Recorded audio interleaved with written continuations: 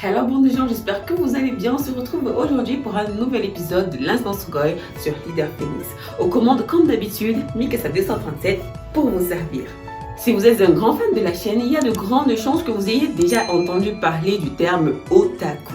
Si jusque-là vous pensiez qu'il s'agit d'un terme pour définir ou désigner les personnes fans de manga ou d'anime, laissez-moi vous dire que vous étiez dans le faux depuis le début. Pourquoi? Eh bien les réponses ne vont pas tarder car dans cet épisode, on vous dit tout. J'espère donc que vous êtes prêts. Place au sommaire.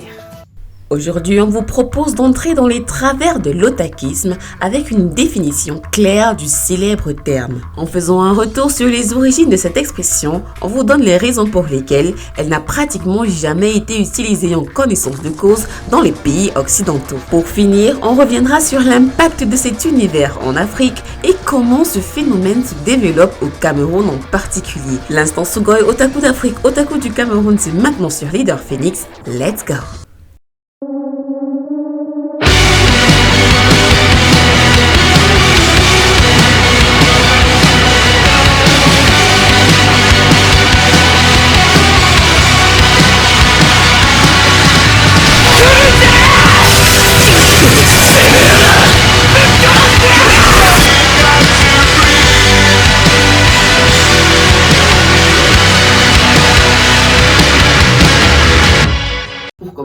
La genèse. Si vous avez déjà fait une simple recherche sur Google, il y a de grandes chances que vous soyez déjà tombé sur cette définition, selon laquelle otaku est un terme utilisé pour désigner une personne qui consacre une grande partie de son temps à une activité d'intérieur. Eh bien, j'ai le plaisir de vous dire aujourd'hui que cette définition n'est pas tout à fait vraie. Le terme otaku est né au Japon. Bah oui, sinon ce n'est pas drôle. Celui-ci est formé de 3 syllabes qui, à travers la traduction française, sont chargées de clichés. Étymologiquement, il est formé du préfixe o, qui signifie vous, et du kanji ou du caractère chinois taku qui peut se traduire en français comme maison. Avec une définition terre à terre du mot otaku, on pourrait donc le traduire comme suit: celui qui reste chez lui.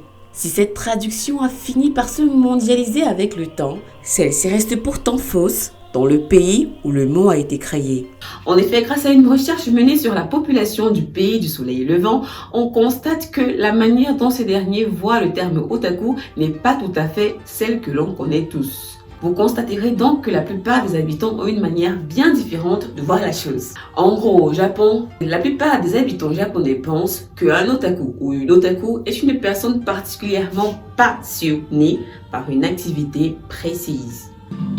窓を思い切り開けて深呼吸朝の光体中に浴びたら Un otaku, c'est le terme japonais pour désigner le fan, le grand fan, voire un maniaque, celui qui ne se consacre.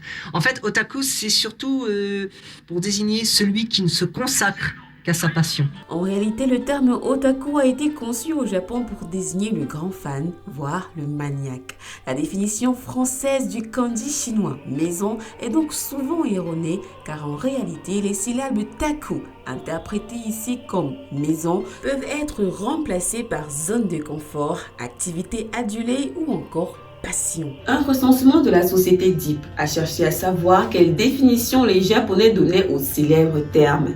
Celle-ci a été réalisée grâce aux réponses de 1843 Japonais, hommes et femmes, d'âge compris entre 15 et 45 ans. Mesdames et messieurs, tenez-vous prêts car voici le top 4 des réponses les plus mentionnées. Une personne qui aime les animés. Bien entendu, cette réponse devait tomber. C'est normal et c'est la caractéristique qui aurait été le plus mentionnée si ce type de recensement était effectué en Afrique ou au Cameroun. Bah oui, ici on a inconsciemment vulgarisé le fait que otaku égale fan d'anime. Mais si on voit les choses d'un point de vue japonais, le concept est un tout petit peu plus différent. En effet, l'animation et le manga sont deux pratiques qui font partie intégrale de la culture générale du Japon. Que ce soit à la télé, au cinéma, dans les jeux vidéo ou même dans les cosplays et ainsi de suite. La notion du manga étant pratiquement présente dans tous les domaines de la vie japonaise, il est donc normal pour eux de s'intéresser à ce loisir. Numéro 3, une personne qui vit dans son propre monde. Personnellement, je trouve que c'est une définition assez vague, mais qui peut quand même prêter à étude. Ici, si on voit les choses de terre à terre, Cela pourrait signifier que l'otaku est une personne assez rêveuse qui a besoin de s'isoler des autres pour pratiquer sa passion. Ce serait une personne qui développerait une passion qui, jour après jour, pourrait être dévorante. Une personne incollable sur un domaine. S'accordant avec le point précédent, on sait qu'un otaku consacre énormément de temps et d'énergie pour s'atteler à sa passion, ce qui va alors lui permettre d'acquérir énormément de connaissances sur un certain sujet. Cependant ici, il n'est absolument pas précisé qu'il s'agit des mangas ou des jeux vidéo. Ce qui fait que selon les personnes, quel que soit le domaine auquel vous vous intéressez et où vous êtes incollable, vous avez de grandes chances d'être considéré comme un otaku. Si vous êtes attentif, vous vous rendrez compte que cette réponse se rapproche le plus de la définition que nous avons donnée précédemment en mentionnant les termes passion, zone de confort et ce, quel que soit le domaine. Numéro 1 de réponse, il s'agit d'une personne obsédée par son passe-temps. Au Japon, par une grande partie de la population, les otaku ne sont pas vus comme des fans de manga, mais plutôt par des personnes obsédées par leurs loisirs. Si bien que cela pourrait causer un désintérêt total envers d'autres domaines. En gros, la grande majorité des Japonais pensent qu'être un otaku ne réfère pas à aimer quelque chose en particulier, mais l'inverse, soit de ne pas aimer autre chose. Donc oui, le fait de vous intéresser au manga, à la japanimation et aux jeux vidéo fait de vous des otaku, mais pas uniquement, car cela n'est pas la caractéristique la plus commune. Dans le pays du soleil levant, une personne sur 3 se considère comme étant un otaku, un chiffre particulièrement élevé si on le compare à celui de notre société. Si on doit prendre tout le continent africain dans notre société, une personne sur 1000 se considère comme étant un otaku. Sans parler des refoulés. Oui, ici, ce n'est pas toujours gratifiant de dire qu'on est un otaku si la grande partie de ces derniers ne sait même pas qu'elle en est. En effet, à cause de la vulgarisation de la mauvaise définition du terme otaku, de nombreuses personnes qui sont fans de domaines autres que les mangas et les animes ne savent même pas qu'elles sont peut-être des otaku.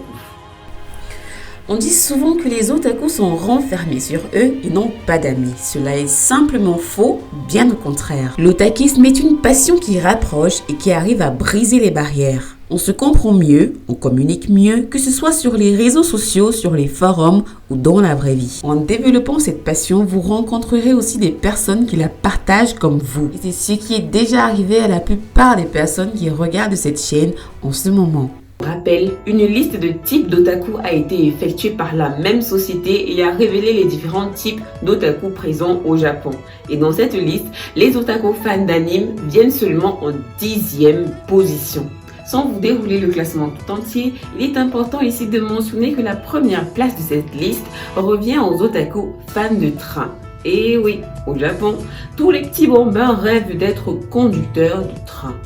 Alors, si vous êtes un otaku d'un univers quelconque et que vous vous épanouissez dans celui-ci, c'est super. Rapprochez-vous des personnes qui partagent la même passion que vous et ne faites surtout pas attention au regard des autres. Au Cameroun, notre société est encore très fermée sur l'évolution de cet univers, mais les choses avancent petit à petit et on peut déjà dire que la machine est en marche. Dans une prochaine vidéo, ce sera avec plaisir que l'on débattra avec vous sur l'évolution de ce phénomène, au Cameroun en particulier.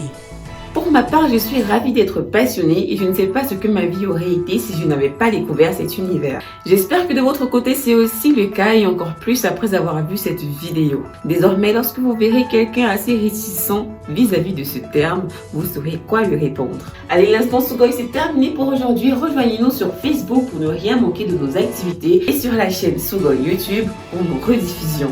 On se retrouve donc très bientôt, bande de gens. D'ici là, portez-vous bien. Sayonara.